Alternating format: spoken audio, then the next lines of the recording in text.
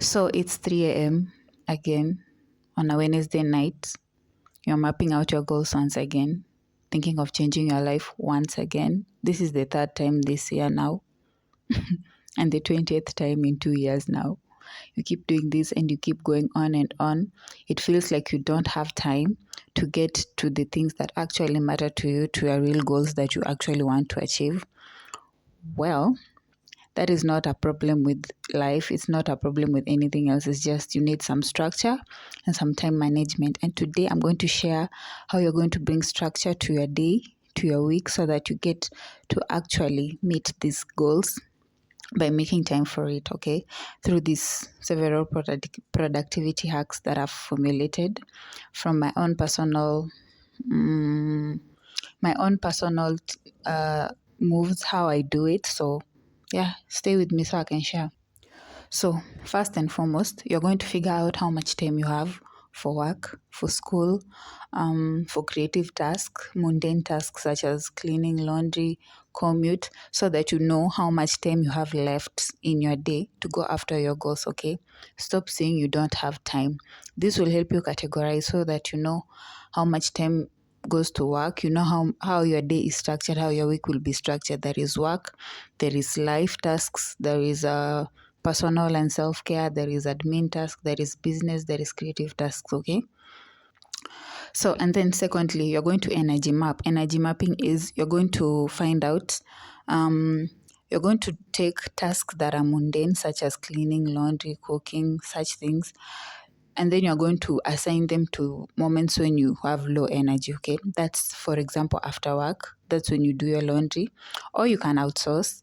But personally, I feel like you have to find out when you have high energy and low energy. For me, I'm very morning person. I'm very, very productive in the morning. So I do all the serious stuff in the morning. I leave these videos, I shoot them extremely early in the morning before people wake up and start screaming in the background. Yeah, and that's when I have enough energy. Then I'll do the mundane tasks like cooking, cleaning, maintenance in the evening, right? Then, thirdly, you're going to time block like your life depends on it, okay? You're going to block out your calendar, you're going to block out your time.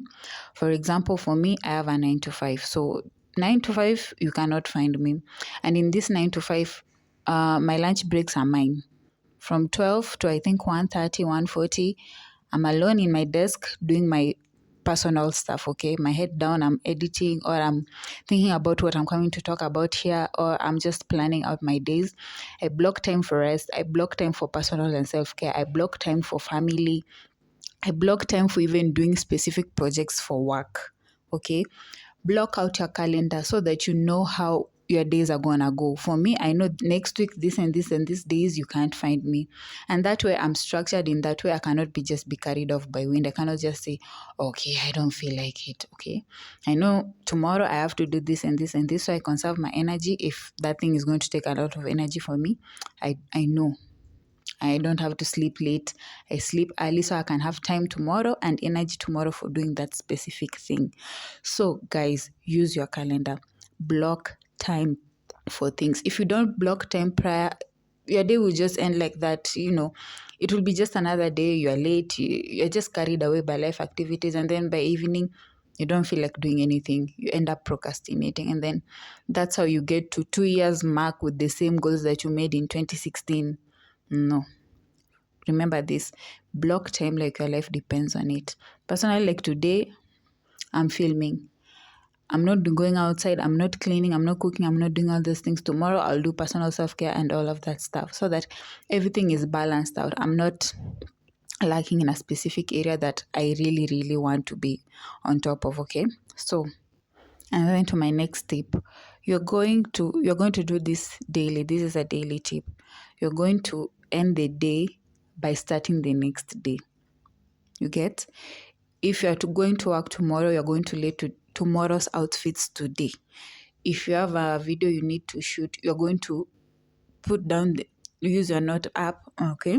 You write down what you need to talk to. You have everything ready before the actual day. It's not that you wake up is when you're looking for your tripod, you're looking for your makeup. No, you lay things out so that when you start your day, everything is seamless. You get to save a lot of time and energy. And let me tell you, the motivation comes in that time that you have to make a lot of decisions. You get that decision fatigue, and then you end up just losing motivation for things. And let me tell you, motivation is it's a weak emotion. You cannot depend on motivation. Discipline is what you rely on. And for you to be disciplined, you have to be very time conscious, and you have to be a good manager of yourself and of your time.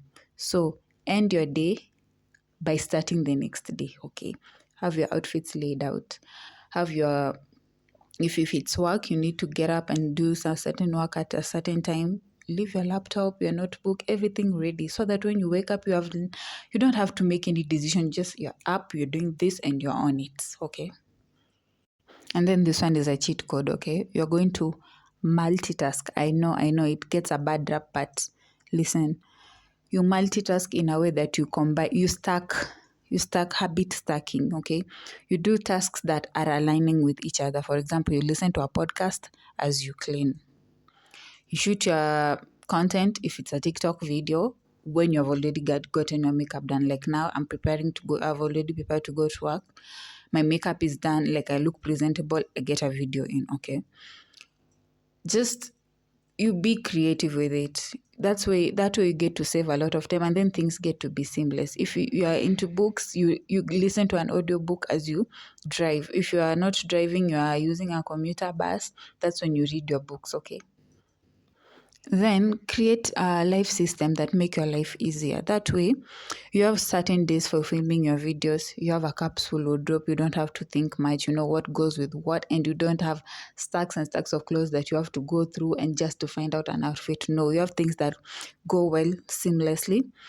You meal prep so that when you get off work, you are tired. You don't get to think of what you're going to cook. You're not lazily having to take out and spending unnecessary money. No, you meal prep. For example, you can meal prep on Saturdays, enough food for 3-4 days, and you're good.